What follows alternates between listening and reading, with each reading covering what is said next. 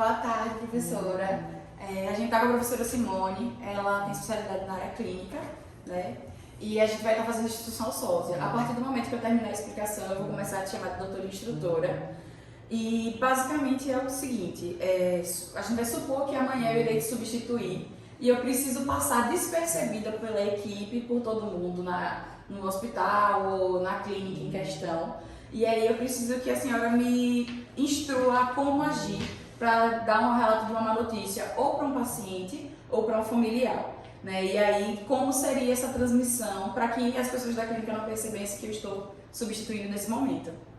Aí eu vou ter algumas perguntas que a gente fez para poder ficar como guia. Eu vou abrir para não sair muito, mas vamos supor que amanhã eu vou estar nesse trabalho, né? E vou estar lá te substituindo. E aí, quais são as instruções principais que você me transmitiria para seguir nesse relato de transmissão de má notícias?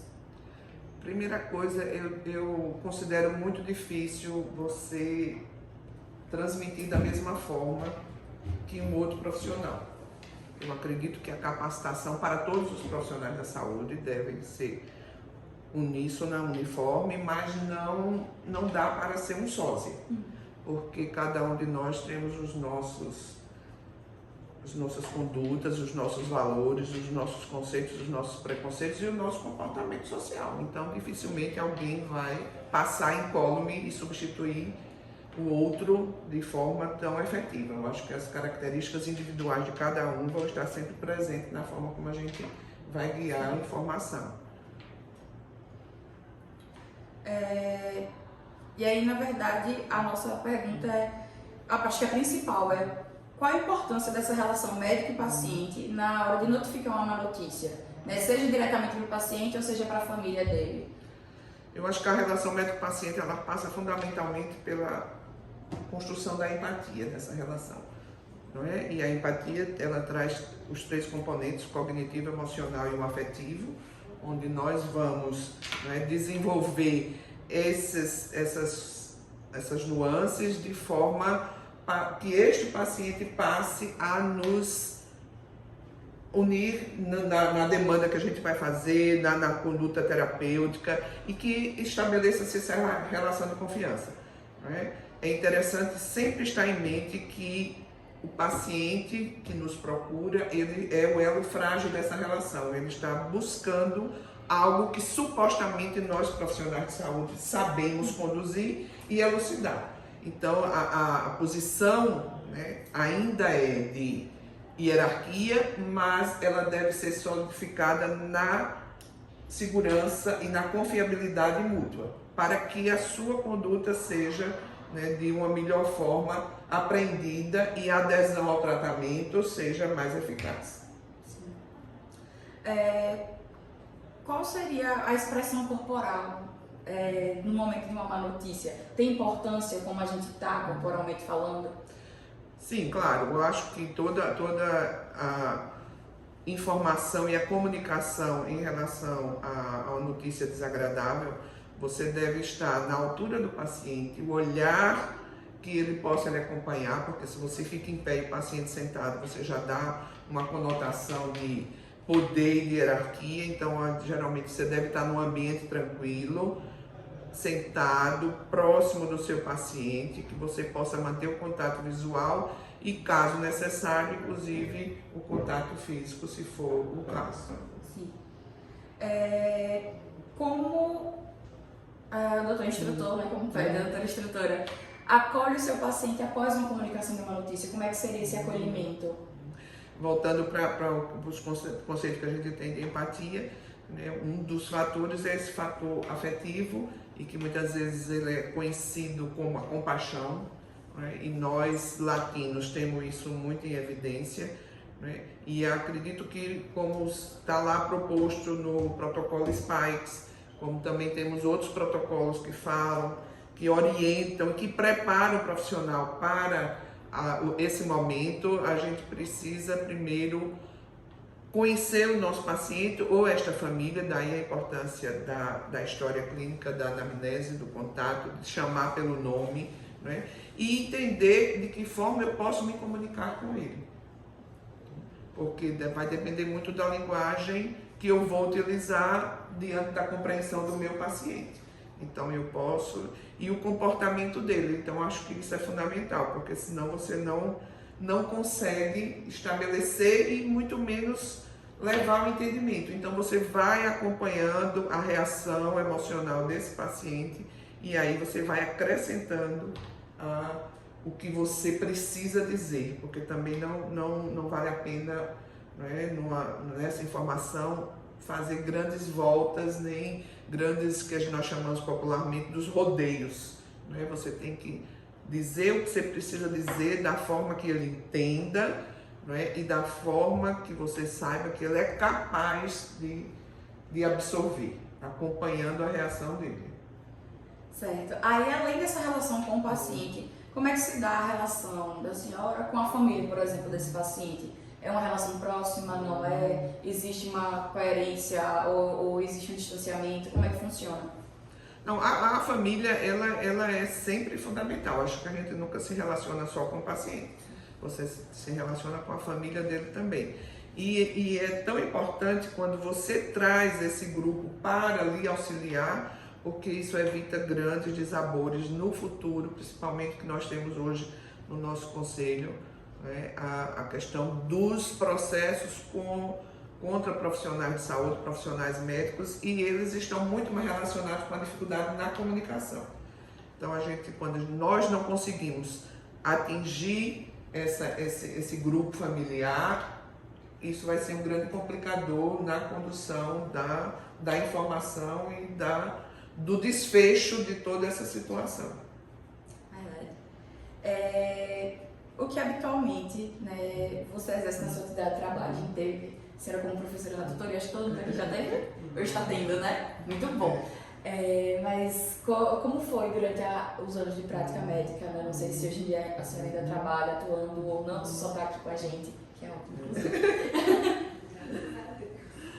Não, olha, eu sempre trabalhei na unidade básica de saúde, eu sou médica de família e na gestão das unidades, né? E eu acredito que nesse componente, não tanto eu não trabalho com pacientes, nunca trabalhei com paciente terminal, né? Nem com grandes agravos, mas trabalhei muito com comunidade e a gente sabe que mais importante que dar a notícia é entender o contexto social daquele paciente, né? E inclusive as reações que ele venha a ter, porque vai depender muito, a gente critica, o paciente se exacerbou, o paciente gritou, ele está impaciente, mas você desconsiderou como é que ele chegou até ali, né? Se ele está com fome, se ele está com problemas em casa, se ele tem filhos em alguma situação de risco, se ela está desempregada, então é a forma como ela vai reagir, está retratando as condições sociais e emocionais que ela está vivendo. Então a gente precisa ter muito cuidado.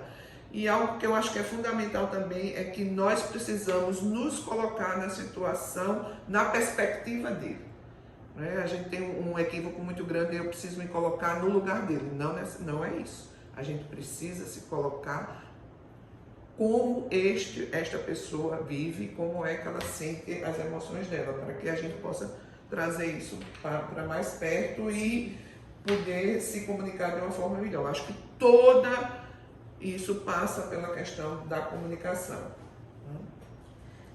Quais condutas, né, você não teria durante uma notificação, acho que de uma má notícia? Quais condutas a senhora olha e fala assim, nossa, não caberia? Eu acho que não chamar pelo nome. Eu acho que você precisa nominar e o nome da forma como o paciente se reconhece, como ele gosta, né, de ser chamado. Eu acho que você também não pode se exasperar, né? Eu acho que nós profissionais precisamos também manter o nosso controle emocional, o que muitas vezes não é fácil, porque às vezes você entra na questão, que você é psicóloga, sabe disso, das transferências, né? E aí você pode se colocar na situação, e eu acho que também ter esta noção que o estudante de medicina não tem e o médico, o jovem recém-formado também não tem, da limitação que nós temos no ato de cuidar, né? Que nós não somos responsáveis pela morte ou não do nosso paciente, que a gente tem um limite, né? O que se reflete muito quando este adoecimento grave e severo está dentro da sua família. Os médicos têm grande dificuldade em lidar com a morte quando ela está dentro de casa, porque a gente tem essa noção da nossa, não é, que nós não somos seres superpoderosos, e isso é muito dolorido quando a gente não sabe que não tem condições de levar adiante. Então eu acho que a gente precisa dizer o que precisa ser dito de uma forma cuidadosa, que seja capaz do nosso paciente entender.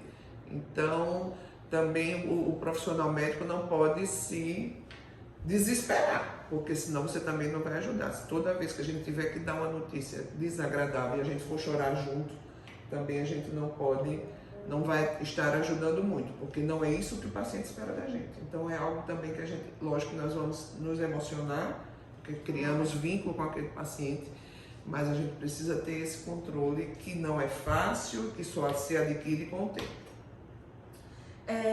Das últimas perguntas já, professora, olhando em retrospecto, né, o que foi que a senhora poderia ter feito, mas não fez, dentro de uma situação como essa, de dar mais notícias, que a senhora disse, nossa, eu poderia ter agido dessa outra maneira, e isso talvez tivesse sido um pouco mais tranquilo, não sei, talvez essa notícia tivesse sido absorvida de uma melhor forma?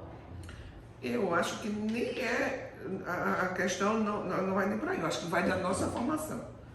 Eu acho que hoje, com as diretrizes curriculares nacionais e esse novo olhar para a comunicação, que é esse módulo que vocês estão vendo, isso é algo de 2014 para cá.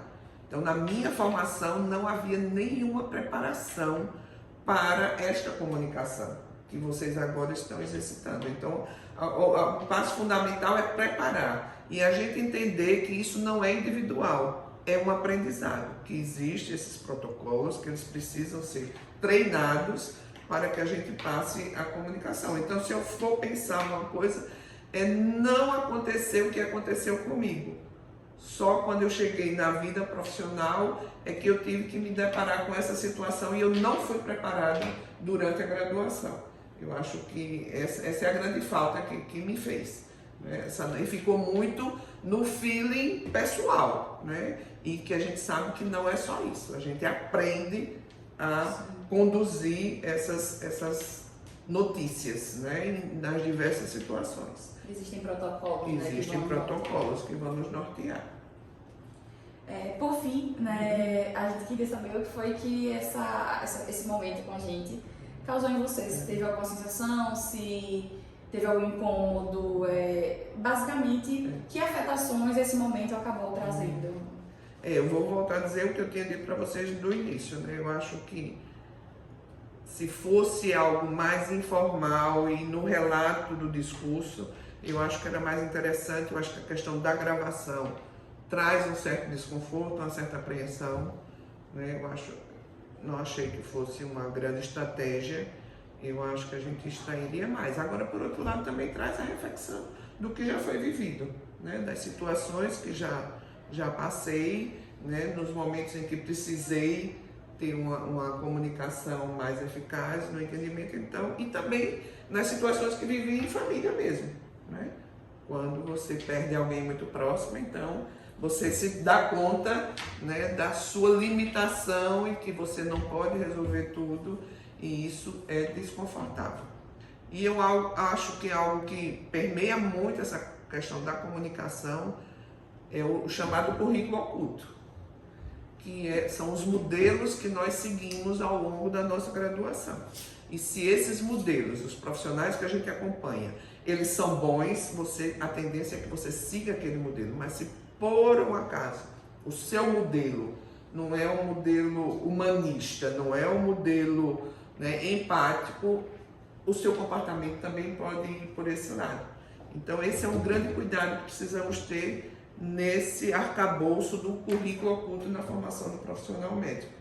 E algo que a gente tem sido muito debatido é a questão da importância do conhecimento das humanidades, da arte, da sociologia, né? E aí eu volto lá para a teoria dos humores que a gente conversou junto, né? Que é entender também a personalidade dos nossos pacientes, né? Então não é à toa que a gente estudou aquilo lá atrás, né? Porque isso também faz parte, porque na hora que você entende até que ponto ele recebe a informação ou se ele prefere que você faça uma volta para chegar àquele assunto, também tem tudo a ver, né? Tem pessoas que não gostam de escutar diretamente e elas não vão absorver. Então você precisa entender também como é que seu paciente funciona e que personalidade ele tem e que ele pode ou não receber aquela informação naquele momento. Certo, professora, foi isso. Vocês têm alguma pergunta? Aproveitar. Não, essa parte eu gosto, mas agradecer ela pela participação. Pode É, continuar. Agradecer também, professora, pela participação, pela disponibilidade, né? A gente sabe que é tudo muito corrido, né? E muito obrigada por esse momento. É sempre muito bom escutar a senhora falar, eu adoro. Então é isso, professora. Obrigada. Obrigado, gente.